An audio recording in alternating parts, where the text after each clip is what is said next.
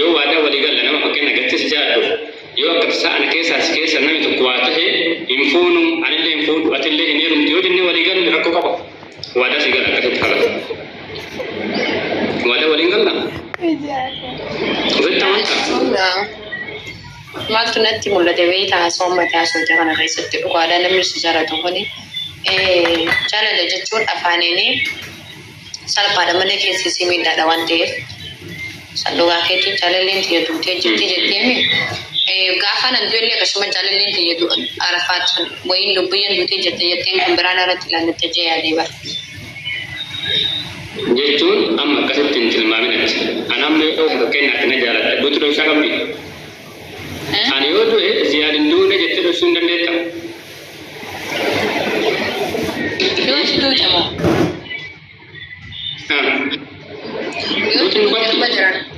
Numa jiraadha malee sobaa barbaadu sobaanaan du'aan sifaanaan du'aan ati duutee ani jiraadhuun san afaarumaan jaan malee jiru jechuun jiraadhu ati numa jiraadha bara.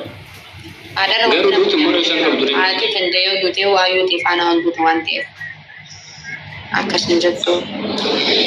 Ani kasi gaafa dalaa lakkana namni tokko yoo amrii ta'ee duuti dhoofsaa hin qabdu jaartii ofii ta'ee jaarsa ta'ee ilma ofii ta'ee haadha abbaa ofii ta'ee erga du'e du'e jedhama. Duuti ani waan dhoofsanii miti karaa nama hundaati. Lubbuun. Wayyee.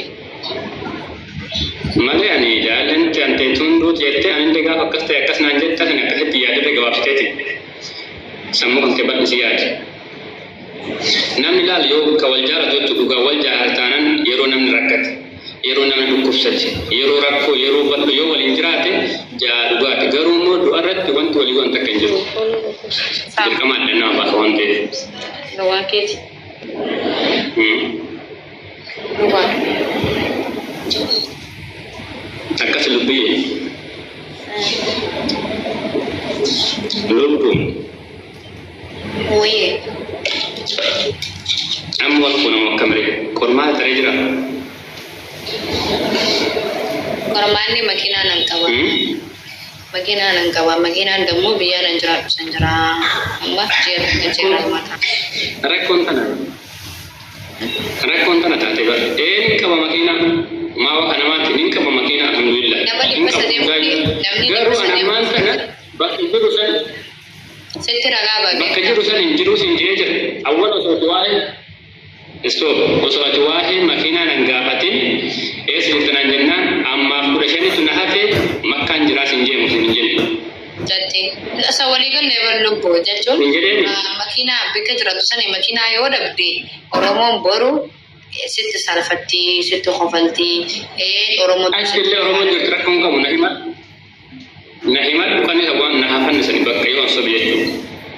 Bakkee jiraatutti yoo makiinaa dhabee waan madi dukana tokko isaa dhabee kunoo nama dubbata waraabaddaa sagalee dhagaataa waraabaddaa yoo makiinaa dhabe yoo mana bareedaa dhabe yoo jiruu bareedduu dhabe anaa ishaniin jechaa jira waraabaddaa kun Oromoo. Chaalenjiin kiyya nama kanaa kana fidee jechuudha. Bifaanillee mucaan qaccaalee kana jechuudha. Diimaa bareedaa kana bifaanillee ani gurraatti inni diimaa ilmoo bareeddu dallaa jechuudha. Ani chokleettaa inni diimaa. Walitti makaan mataa dubartii bareeda. Egaa namni diimaa fi gurraacha. Ilmoo bareedduu kan nama eeggatu walsuus. Namni diimaa fi gurraacha walirraa bareedaa bara. Saa walala. Qaccaalee kana mandura. Ati bara gurraatti illee miti ati ilaalee magaala bareeddu dabara. Magaala asli ati gurraatti miti bara. Gara deemin naa itti hirkatta. Buna jetta. Lubbu. Wayii. Gara deemin naa itti hirkatta ati gurraatti miti sin jechaa jira. Galatoon. Shamara kee caalta akkanumatti. Waa hundaan jechuudha. Maaliif? Lubbiyyee. Wayii. Amma jaalala kennamaa irratti karaa kamii karaa itti goona? Akkamitti tartiiba goona? Amma namni 320 kun siif amanee jira. Makiinaa ni qabda, mana bareedaa qabda. Ulaagaa lubbiyyeen barbaadu takka isii gudditti qabda. guddaa. Mee nama tokko jiraatu laala. Ol jaimee qaamaan Ani kijiba maalum beeku dhuguma jirtu dubbata. Amaluma kiyya waan ta'eef jechuudha kijiba maali na bira hin jiru waan ta'e nama tokko jama komantii jalatti kijiba maali jiru tokko jira laala. Yoo nama nutti kolfu ta'e malee jechuudha. Ta'oof laadis.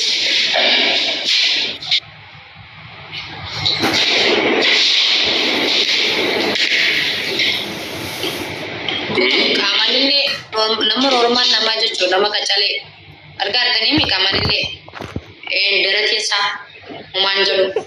Bari kau buat kau buat. Mee kana ol ka'e mes laala. Dibuka desa. Mee ol ka'e. Kau akkasii miti.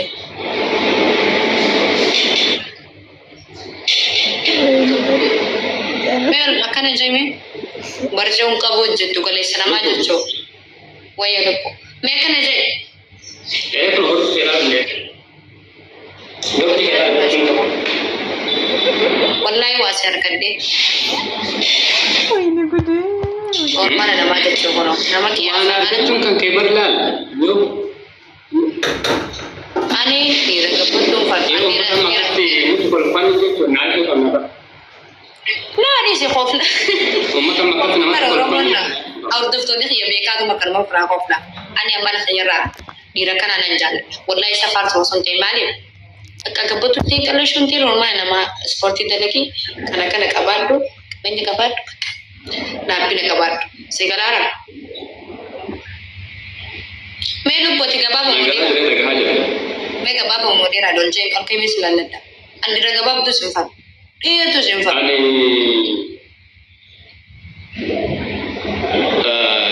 dheeraa akka gurbaa eenyu jedhanis ka Itoophiyaa jiru tokko. Dheeraa magaalaa kana. Akkasiitiin deemiti. Dheeraa magaalaa kana ibsu hojjaan sin fa'a. Lala ka jimmaa tokko eenyu jimma jedhanii ni sida.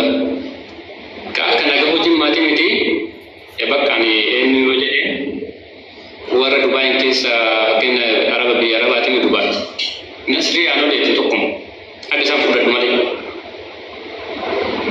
Ol ka'e sin jechaa jira bara ol ka'e.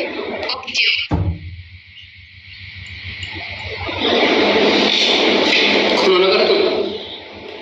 Beekaa akkasi ol ka'e dhaabbadhu sin jechaa jira. Oromoon itti aanaan to'anee si ilaala. Mee xiqqaashuchi deemu haa beerarra.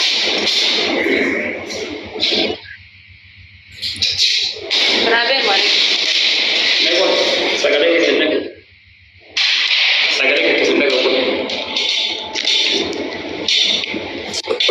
Sagaleen kiyya jira. Wallahi maashaallah mucaan. Tobsiraa jee lubbii. Sagaleen kiyya jira. Jira. Wal fuuna kaatuuna irraa jechuun osoo hin taane wal fuuchuu qabna. Wanta amma sababa kan keetti barka miidiyaa irra beekan namni beeku miidiyaa irratti. Amma naa meeqa sababa kan miidiyaa kana guddaa namni zeeddii ana dura narkiin lakkoofsa akka barreessaa. Namni ana dura miidiyaa irratti agartan lakkoofsa lama barreessaa. Kana malaal gatis jaadhu miidiyaa irratti bahe malee namni tokko miidiyaa irratti nan beeku miidiyaa irratti akka namni na beeku hin barbaadu. Arafat, Ziad, Lubbu. Wayye. Amman ka isiniin jedhu. Arafat waa himu. Yoo abbaan beekee dubbise fuulli namaa kitaaba akka ta'e ni beekta miti. Ati beektee dubbista taanaan fuulli namaa kitaaba. Akkasuma chaalenjii kan kee qopheessuun akkuma jirutti ta'ee ilma dhiiraatiif ibiddaan hin taphatani lama jedhu. Kana caalaa ergasii ta'ee atillee isaa taateeti lafa dhugaan jiruuf lafa sobni jiru qaamni barateef sammuun bilchaate fageenyatti ilaalee adda baasee ni beeka. Kana walii galla miti akka bakka kana. Kalaas kana caalaa keessatti deeffadhaati waan haasaamuu qabullee dhugaadhaan haasoftan taanaan keessatti deeffadhaati keessoodhaan walii xumuraa waan xumuruu qabdan. Kanarra haasoftanii ammootu iyyuu dubbii wal harkaa balleessuu ta'a gatii ta'e.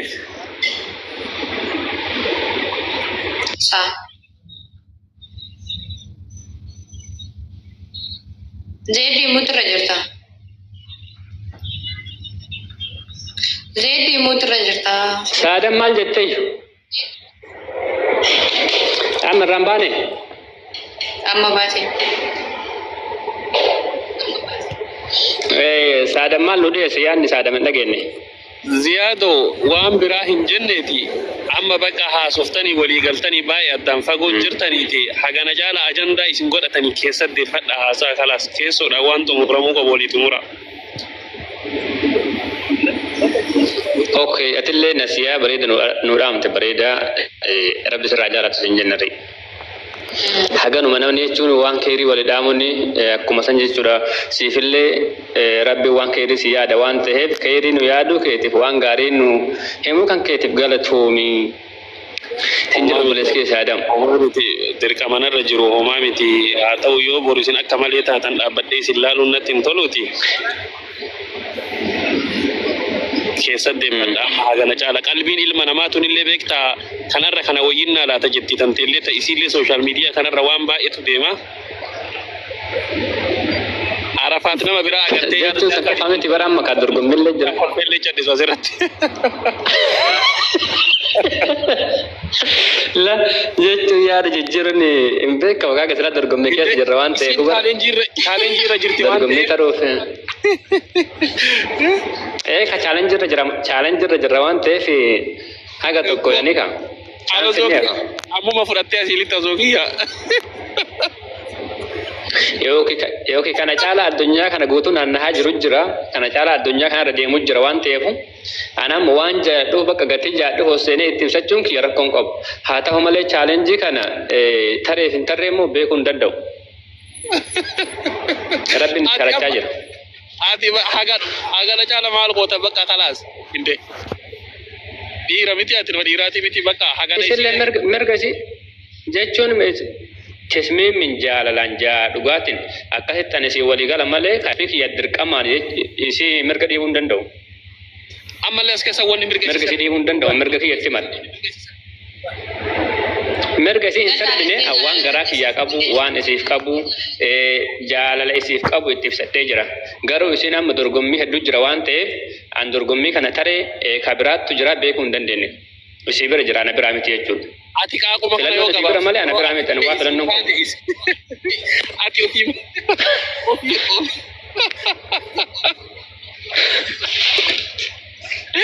Ajaa'iba qaba. Ati dubbii gabaabsachuun beektu qoy dubbii. Kalaaf gabaabsinuu lubbiyee. Mee firaa bara kana dubbisa. Hin gabaabsina moo itti mari'attu. Assalamu alaikum. Waalaikum salaam warahmatullahi wabarakatuh. Waalaikum salaam warahmatullahi wabarakatuh. Hundi keessanuu jirtanii nagaa. Deemtuun tun maal balleessine akkaan harka gaddeeftu. Arabaate. Wal jaalachuu yakkamu. Akkam goytu jirta? Jadda firaa bara. Ay dorgommii irra chaalenjiin bareedu kun maashaallah.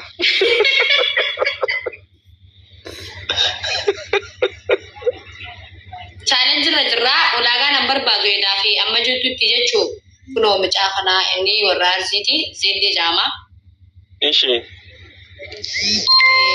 Biyya kam jiraadha naan jeena fakkaate jireenyaaf inni eessa jiraadha jeessa saadaan. Mutireerta saadaan mutireerta mutii gubbeerta. Iddoo koomanii gadhaabbataa hin qabu yeroodhaaf gara Makkaa Saudi Arabiyaa. Woi saadamati takkatiidis inni yaada kannatu. Okay. Anis akkas barbaade. Ji'a sagal jaarman jiraadha ji'a sadi Makka jiraadha jedhee baran. Okay. Maali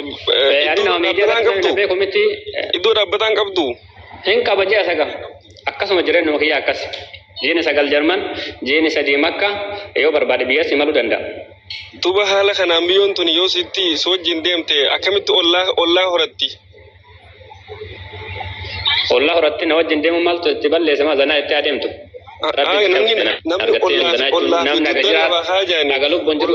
Namni ollaa fi duddaa lafaa haa ati ji'a ja'as teessa ji'a ja'achi teessa wanti turre kana nuti fiddu. Wanti hedduu hin jiru. Amma namni tokko biyya namaa yoo jiraate fakkeenya maatii ofii ilaalu bakka dalaguusan irraa deemee ji'a lama ji'a sadi maatii ilaaluu hin danda'u. Rakkina fiddiidha sun hin ta'u waa hin ta'u miti kun hin ta'u. لا لا نبلس دم جاء سجل بكجرين زياد في ليبر إنها تسر على أورجا قول في ليبر لا نبلس دم ندن عرفت خلاص خبران نقول خلاص خبران نقول به خبر كلابي كو في ليبر أفتح في ليبر دقي الحمد لله دابي كمنا في ليبر دقي دابي كمنا أنجي سجل بكجرات ونجرات جاء سدي أسنجرات إسين جارتي يا يو نوال إندم تمال تركو كم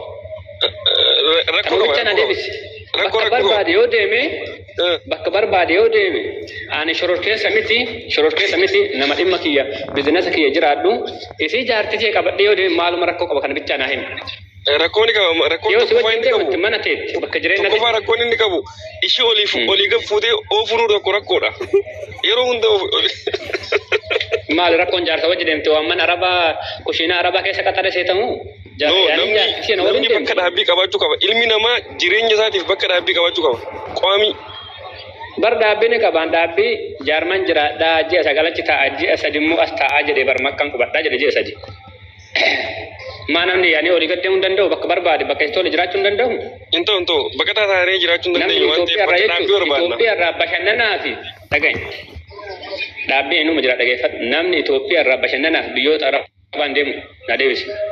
Itoophiyaa keessatti eessa jiraachuudha amma ta'e Itoophiyaa keessatti daawwachuun deemu biyya alaa dhiisanurra ta biyya hambaan barbaanu biyya keessatti eessa nu jiraachisuu barbaadda. Fileebar ani biyyatti dhaloonni kiyya awaashi kadama walitti barbaadu biyya awaashi ta'etti yoo hin ta'u jenne hadama ta'en martu tokkuma kenna jechuudha. Ziyaad Fileebar wayye saadam amma naafatu Ziyaadii fi Arafaataa obsitu anaafatu waliin dubbata amma saadam hangaafin si qabaawati wantumti ati keessan deemaa jettuun kun yakka guddaadha ati keessa dhagaati filadhaa jechuun kun hin ta'u abadan keessa naasuu hin ta'u nama ijaaru ta'uu qabna amma anaafati nama diigoo osoo hin taane nama ijaaree argamu ta'uu qabna jedhe ay gargalee amma anaafati waliin ani kaniin an barbaadu karaa gabaabaa haasawaa dheerallee hin fedhu nama ishiin barbaadde bakka ishiin barbaadde irraa yoo kannaaf taate an chaabbaa irratti rukutuu qoba. Okay, akkas taanaan hin kalaas walii galla akkas taanaan nullee ammallee namni isii dirqaa jiru hin jiru ziyaadillee isii dirqaa hin jiru fedhumaan isii gaafataa jira. Kunoo isiillee firooti naa ta'e jennaaniin akka ta'e hin taane taanaan akka hin taanetti wanti hin taane immoo dirqamaan akkana godhi jechuun gatis hin qabaatu jaalallee hin ta'u. Nuti ishiin rakkisuun barbaannu abbaa ishii hin barbaadde naaf ta'a jennaan. Will be out okay already. You know, bro. Waligalle jirti. Salaatiin dhufa filan salaani nu biraan ga'ee jira. Fileebalaatti beeku qabdi jechuudha. Filannoo kiyyaaf ka isiiti malee ammalaa namni tokko yoo wal jaalata jedhee haadhaaf abbaan dhorkuu hin dandeettu. Tokko waliigala taana jechuun. Intalli baasuu hin dandeettu. Akkoonni kan nuti waa malee salphatti kan nuti hin jirtu habibi hay hin ta'u. Keessa naa deebis akkas taana. Maal rakkoo qabu? Akkas taanan bar keessa naa deebiseedha. Lagi abadan hin jaalladhu keessa nyaasuu illee hin jaalladhu abadan. Maal malee? Gubbumataan. Habibi hayya. Anan malaan lubbiyee tana daddafeet ilaal aruuza godhee fuudhee ka isitti aaru hunda ka isi jibbu hunda naasisuu barbaada. Ka isi gamu. Namni ishii jibbu ni jira. Namni ishii jibbu ni jira. Maqaa itti guruu barbaada. Maa ishiin duraan maqaa. Nama jibbu nama bar. Anumaa kana jibbu miliyoona. Maqaan qabdi kana jibbu fakkana miliyoona. Maqaan ishiitu Arafaat. Kana hundaa qabnu maqaa galmeessuu qabna. Maqaan qabdi ishiin maqaa. Bar lubbullee ta'u isii lubbiyee jechuun maashaallah. Bar maqaan qabdi kuma isaan irratti jabeessan inshaallah. Lubbuudha. Kala seenaa galmeessa. Egaa teessan taatee onnaa kennaati seenaa galmeessuu qabna. Meegaa wal marine rakkoon qabuuti inshaallah. Walii gallaa. Walii galummaa wallahi Ziyaad Muhammad yoomiyyuu waliif galanaa fedhe abshir. Ibaroo bale yani ka wali yaadun bareeda walbee kurra wali beeku yani waa meeq hidda tokko dhiiga tokko saba tokko nama kan tokko dubbatu obboleeyyanii ilmaan abbaa tokkooti waa hedduu jira dirqama waliin galcha. Fuudha feeruma keessatti immoo bakka obboleeyyan gidduu keessaa balleessi. Laa an kaisin jenne obbolummaa yani kasii jedhe malee kaisin jenne. An soddaa keeti Kasii soddaadha. dhiiraa jedhe. An soddaadha. Ayyara kon qabu taate kalas obboleeyyan hin qabu jechuu aree nama fakkenna. Saadama takkam Saadama maal Taadamu kee. soddaa qabaachuu illee bareeda. Soddaa ofii wajjin akkatti kolfanii taphachuun maashaallaadha. Inni jaala ta'uun oola. Jaala moo ta'u obboleessa. Ani maraa sii ta'a.